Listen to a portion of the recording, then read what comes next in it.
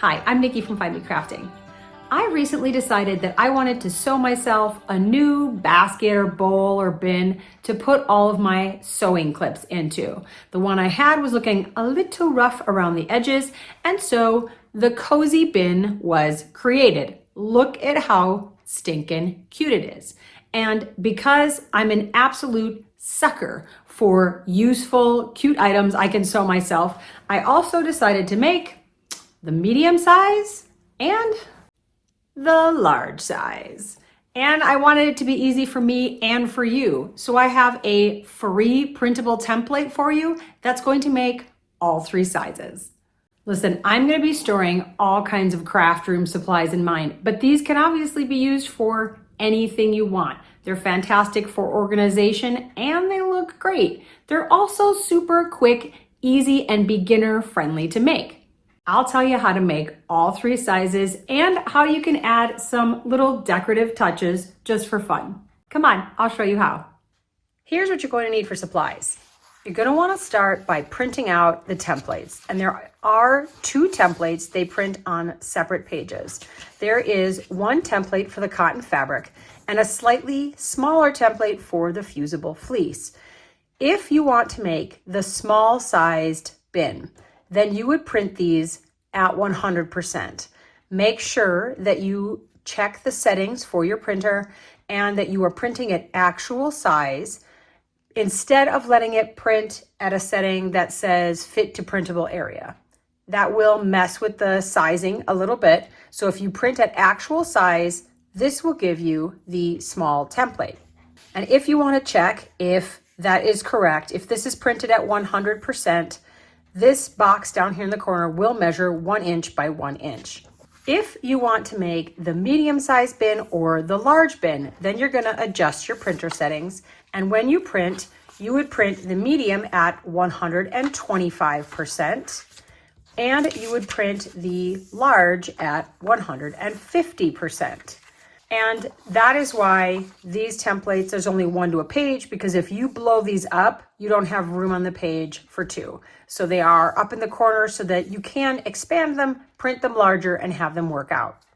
You're going to want some 100% cotton fabric. I'm choosing to use one pattern for the outside, one pattern for the inside. And depending on which size bin you are making, that will determine how big you cut your fabric.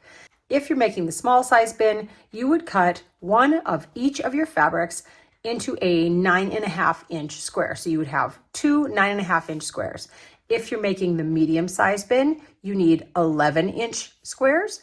And if you're making the large bin, you would need 14 inch squares of fabric. You're also going to want some fusible fleece. It's fleecy on one side. It has an iron-on sort of rough texture on the back side. And these pieces are cut with the smaller template, and you are going to need about the same size square for each one. So a 9.5 inch square for the small, 11 inch square for the medium, 14 inch square for the large. If you're choosing to add snaps to your bins, you need all of the size 20 plastic snap pieces. You would need 8 of the caps. Those are the pieces with this pointy bit sticking up out of the middle. You would need 4 of the outie belly button pieces and 4 of the innie belly button pieces. You would also need an awl and a way to install your snaps. I'm using a cam snap table press. If you are using a table press, you would also need the adapter base and the 2 plastic snap dies. You could also use a handheld snap press. If you didn't want to do plastic snaps, another decorative option is to sew on buttons. You're going to want a cutting mat, a sewing ruler, and a rotary cutter or a pair of fabric scissors. You're going to want a fabric marking pen or pencil, or my guilty favorite, a Sharpie marker. Sewing clips and or sewing pins, a sewing machine, matching or coordinating all-purpose thread, an iron and ironing board, and optionally a turning tool, which I find useful, but you definitely don't have to have. Let's get our fabric ready. Once you have your square cut to whichever size you need, you want to fold it in half, and you want to be looking at the back side of the fabric. And then you want to fold it in half again. Line up all your edges And where it says folded edge down here at the bottom, you want to put it against the folded edges of your fabric. You want to line it up right in the corner and then use your fabric marking tool to mark your fabric. At this point, you can pin this here in the center so it holds it in place. I am just cutting dangerously, and I'm just going to hold it and cut it with my fabric scissors. When you open it up, it's going to look like this. And we need to repeat the same process for 2 pieces of fusible fleece for each one of the bins. You should have 2 pieces of fabric and 2 pieces of fusible fleece. Next, center your fusible fleece onto the back of your fabric. Some edges where there is no fusible fleece, that's the goal. Then you want to grab both your fusible fleece and your fabric and flip them over. And we're going to attach by ironing on the front side. It's a little bit closer to the adhesive. It melts it right onto the back of your fabric. And of course, repeat that process for your second piece of fabric and second piece of fusible fleece. Now we're going to create the darts.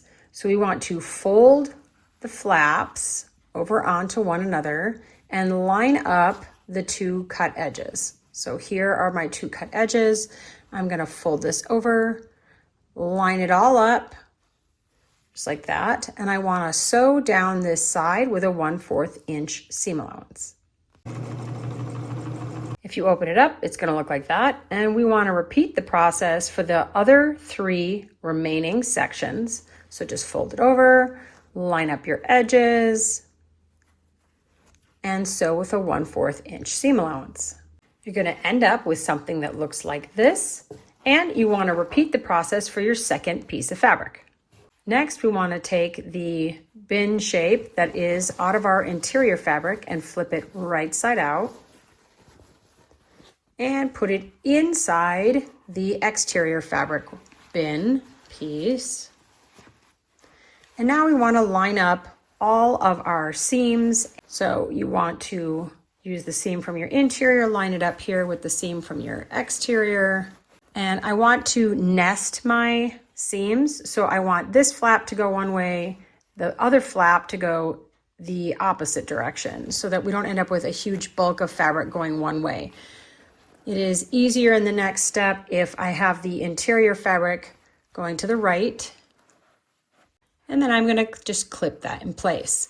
Just because of the way it's situated, if you look on the outside, I am going to have a little more interior fabric kind of here poking up over the top. That's fine. We're going to trim off the excess and it's not going to be a problem. We do want to mark a section, about a 2-inch section, that we are not going to sew in this next step.